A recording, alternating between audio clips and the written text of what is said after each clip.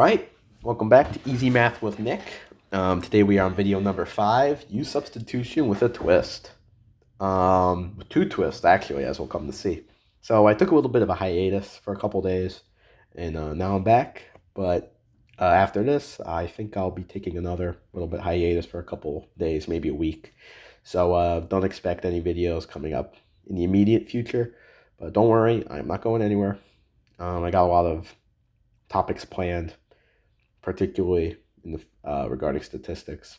A couple more statistics videos I have floating around in my head. So, and without further ado, let's begin. All right. So we have our first question here as the indefinite integral of x plus 3 over x plus 1 dx. And so our first instinct here, at least my first instinct here, is to break this up. So we know that integrals distribute over addition. So we could write this as x plus 3 over x dx plus, I'm sorry, x over x plus 1 dx. No, almost committed a mathematical sin right there. X plus 1 dx plus integral of 3 over x plus 1 dx. And so this integral on the right here, we could just knock out of the way right now and rewrite it as 3 ln of absolute value of x plus 1. And we'll have that plus c so we don't forget it later. But on the left here, this integral is where the interesting trick comes into play. We can't break that up any further, of course.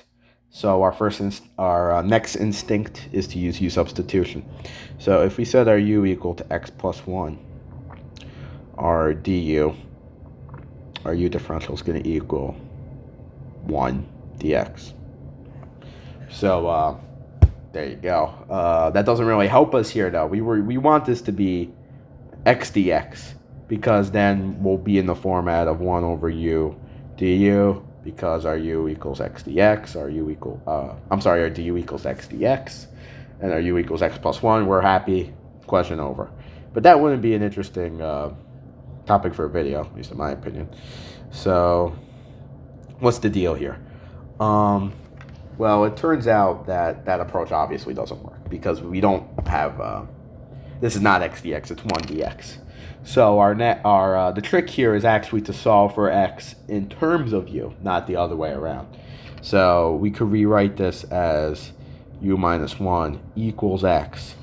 And so now, looking back here, we could put x in terms of u in the numerator.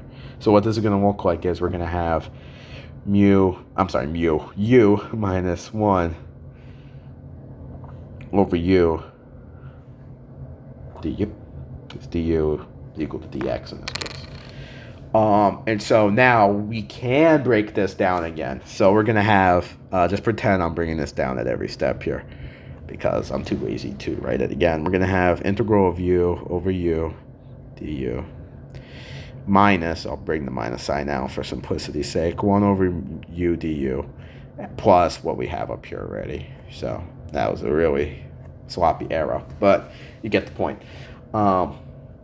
And so because our u can't equal 0, because u equals x plus 1, and you just cannot equal 0, because u equals x plus 1 and negative 1 is not in the original domain, and that's what would make u 0. So yeah, negative 1 is not in the domain of the original function. So it's safe to say that u cannot equal 0. So we're going to have integral of 1 dx, or 1 du. Du and dx are the same. So I'll write that out, because I'm just talking out loud here. Du minus, drew an equal sign by accident. L1 of absolute value u plus, I'll bring this down now, 3ln plus 1 plus c. So du equals dx, so this is just going to be x minus ln x plus 1 plus 3 ln x plus 1. I know what you're going to say. Negative ln of x plus 1 plus 3 ln of x plus 1. That's 2 ln of x plus 1, absolute value of x plus 1, and that would be right. So we're going to get our final answer as equals x plus 2 ln absolute value of x plus 1 plus c. Don't forget plus the plus c. There you go. That's your answer. So I found this question very interesting because usually you don't solve for x in terms of u. That's not something you really see that often, nor does it come up much in Calculus 1, to my knowledge. So I did see this on a Calculus 1 exam or competition of some sort. So a question very similar to this at least. So it is fair game for all you Calculus 1 students out there. So I don't think this is impossible to say on the test, or it's beyond what a Calculus 1 student should be expected to know, because it is at the end of the day just basic U-Sub with a twist. So speaking of twists, let's move on to twist number 2, as we'll see in example number 2 here. Here we have integral of 1 divided by 4 plus x squared dx. Indefinite integral once again. So our first rookie instinct might be to say u equal to x squared, but this will not work. We're going to get du equals 2x dx, which there's no x at the top of the numerator here, so there's nothing we could do with that. That will not be viable. So you might have the urge to have x squared be your u, but no, can't do that. No, not good. So then we move to our second, hopefully better instinct, that this is reminiscent of a tan inverse. This will yield a tan inverse antiderivative. But wait a minute. Don't we know that tan inverse of x dx, the derivative of tan inverse of x, equals 1 over 1 plus x squared? That's right. But we have a 4 here. So what are we going to do about that 4? We can't just ignore it. We have to get this to be in a format like this, or at least similar. You'll see what I mean in just a moment. So what we're going to have to do here, our important first step, is to factor that 4 out of the denominator. So 4, 1, parentheses 1 plus 1, 4, x squared. I didn't change anything all I did was pull out a 4. So if we go to our next step here, this isn't really a step, just to illustrate where I'm going with this though.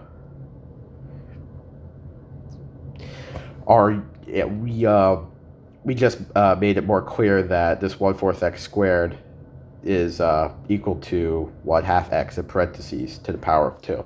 So this just illustrates where I'm going with this, and where I'm going is our u is going to equal 1/2 x. How does that make sense here? Well, our u couldn't be x squared as we saw before, because that wasn't going to be viable. But now that we pulled out that 4, we have this term here, 1/4 x squared, and if we express that as 1/2 x to the, in parentheses to the power squared, it now becomes evident that that could be our u. And so we are going to be using u substitution after all, just not with our u as x squared, because that wouldn't make sense regardless. So if I do pull out a 1/2 here, just to make this a little more simple, we have 1 plus 1/2 x to the power squared squared times 1/2 dx. I forgot to say here, du equals 1/2 dx. And so now, using a different color, we can substitute that in for du, and substitute that in for u. And so we're going to end up with 1/2 indefinite integral of 1 over 1 plus u squared du. And there you go. Now we're in the format to get a tan inverse antiderivative. So we're going to get 1/2 tan inverse of u plus c. And what was our u? 1/2 of x. So our final answer here. Oops. That was what our question was, right? Yeah, okay. Equal 1/2 tan inverse 1/2 x plus c. And there's our final answer. It's pretty cool. I like this example because it shows it shows another twist that we could have with U-substitution, where it isn't really exactly apparent what our U is. What do we want our U to equal? Because at first you might think that it's x squared, but that doesn't line up at all. So then you're like, okay, how do I get this to fit into the mold to yield a tan inverse antiderivative? How do I get it to that point? And then you realize, oh, we are going to be using U substitution, but not with U as x squared. U is going to be what, half of x. So that's because we could, using some little math tricks, have no better way to say it, we can make that be apparent and get it into the format we want it to be. So there you go. All right, let's move on to number 3, which is similar but slightly different.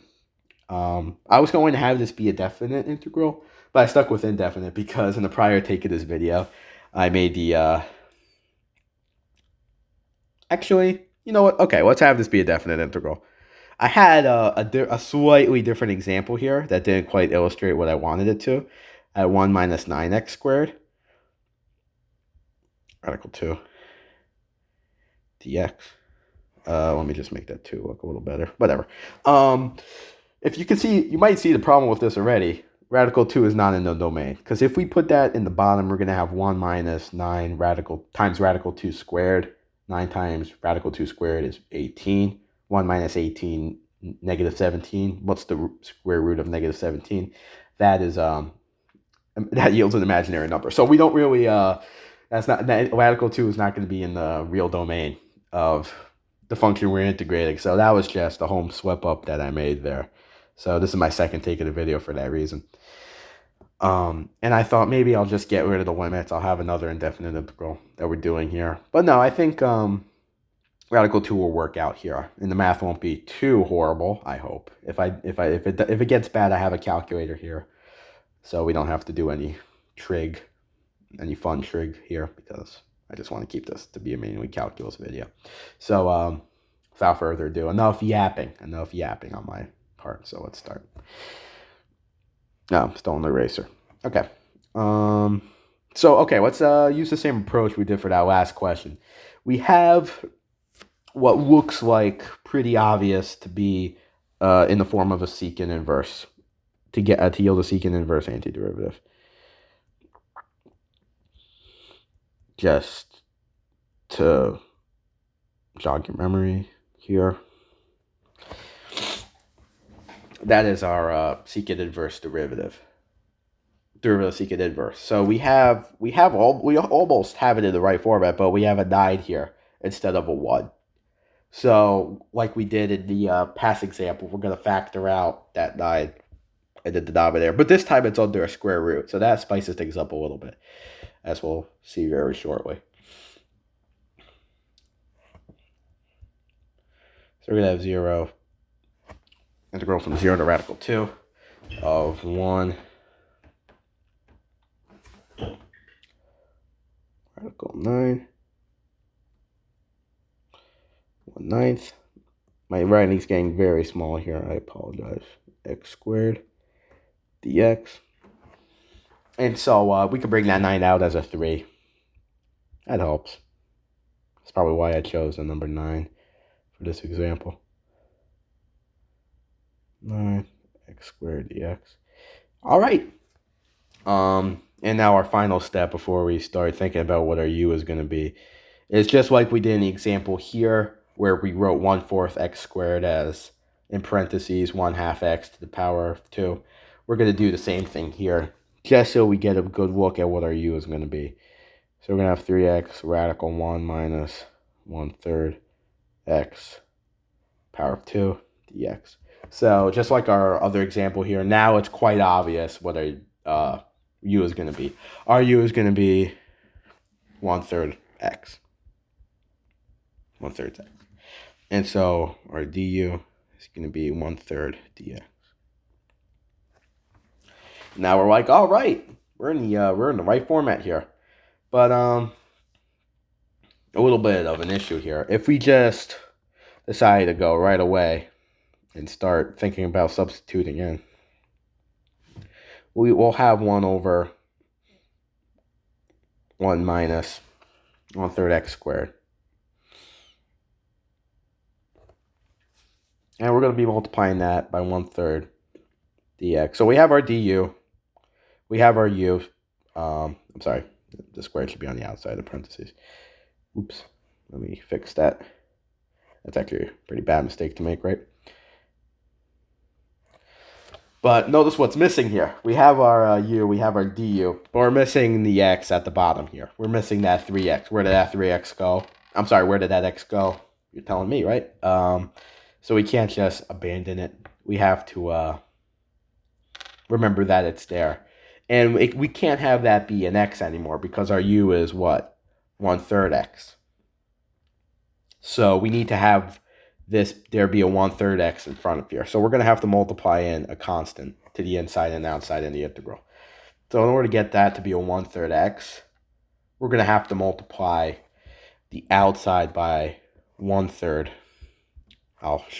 It'll be clear where I'm going with this very soon.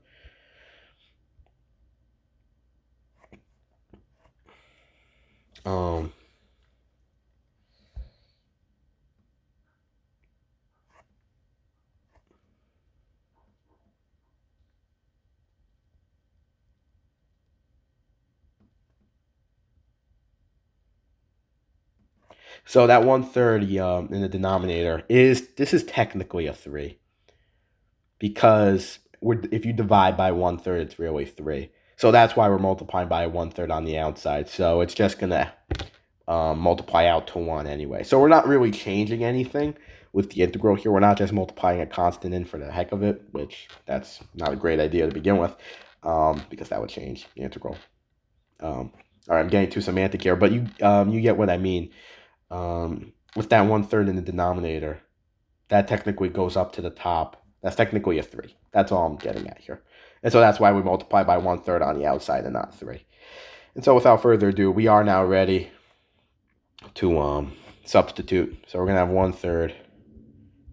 We have to go from 0 to radical 2. 1 over u radical 1 minus u squared du. Finally, right? Finally in the format we want to be. How wonderful. So we're going to get 1/3 secant inverse u plus c. And so we're going to get 1/3 secant. Oh, I'm sorry. I forgot the limits. Ooh, that's another mistake. Another thing you want to catch. It's okay to make mistakes as long as you catch them. And that's why I was like, wait, we have a plus c? No, we're not. We're doing a definite integral. Silly. And let's continue. And just for formality's sake, we want to have those limits in terms of x because we're still in terms of u in here. So when I substitute u in for x, that won't be necessary. No. So you get inverse of 1/3 x to 0 to radical 2. And so we're going to get 1/3 radical 2 over 3 minus secant inverse. Oh, this here. I know what secant of inverse of 0 will yield.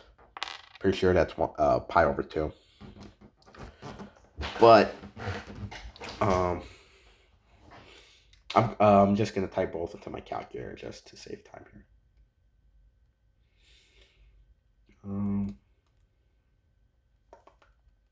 So secant inverse of radical 2 over 3 is going to be 1 over cosine inverse, because my calculator doesn't have a dedicated secant inverse button, unfortunately. 0.016. Secant inverse of 0 better be pi over 2. Unless I'm losing it. Hopefully I'm not. Oh, oops. Made a mistake on my calculator. Sorry, you can't see my calculator here. I should probably get a calculator app on my tablet. that I have here. My computer, but whatever.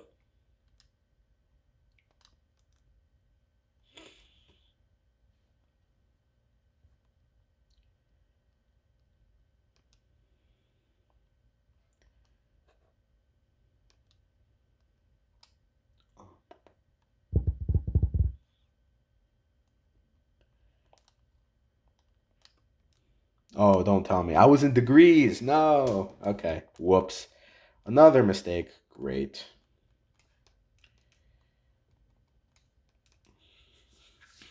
Yeah, that would have been pretty bad, right? Um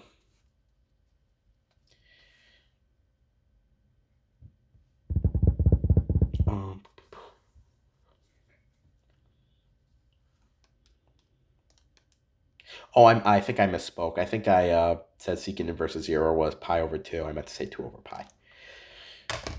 I was thinking cosine of inverse. Okay, whatever. We're derailing pretty hard here. So let's just wrap this up. Just looking at what I had in my calculator.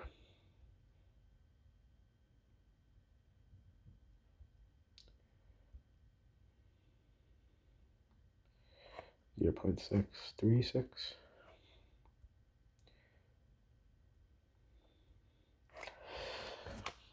We're only getting an approximate answer here because I'm not writing out that many decimals. So finally, we're going to get that integral of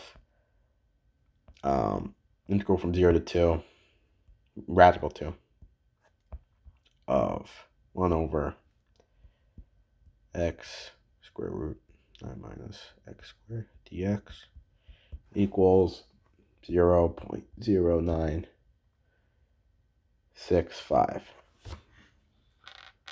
And that's exact from my calculator, but I didn't want to write out all those digits, so there you go. Weird box circle that I did. All right. Weird, well, forget, whatever. I'm sort of losing steam here if you couldn't tell. That's about it. This video was way longer than I would have hoped, but I hope I was clear with that last question there. How we sort of elaborated on the twist that we saw in number 2, where we pulled out the 4 in the denominator and then manipulated the 1/4 x squared to better see what our u was going to be. Here we did sort of the same thing, but it was all under a radical. So when we pulled out that 9 from within the radical, that came out as a 3. And so after that, we continued on. We had 1/9 x squared, which we could write as, in parentheses, 1/3 x quantity squared. And so after that point, all we really had to do is to multiply in a constant inside and outside the integral to make it equal to 1, so it wouldn't be changing anything. And we multiply by 1/3 in the denominator, so we get 1/3 x to align with what we had for our u. And then because we have 1/3 x in the denominator, which is technically 3, we multiply by 1/3 on the outside. So there was no net change. Hopefully that was clear. This was video number 5. U-sub with a twist, really 2 twists. And thank you for watching. That was a long one, probably the longest one so far. So way to go out with a bang for now. I plan on taking another little hiatus for a couple of days. So I'll come back with some great video ideas that have been bouncing around in my head for a while. So once again, thank you.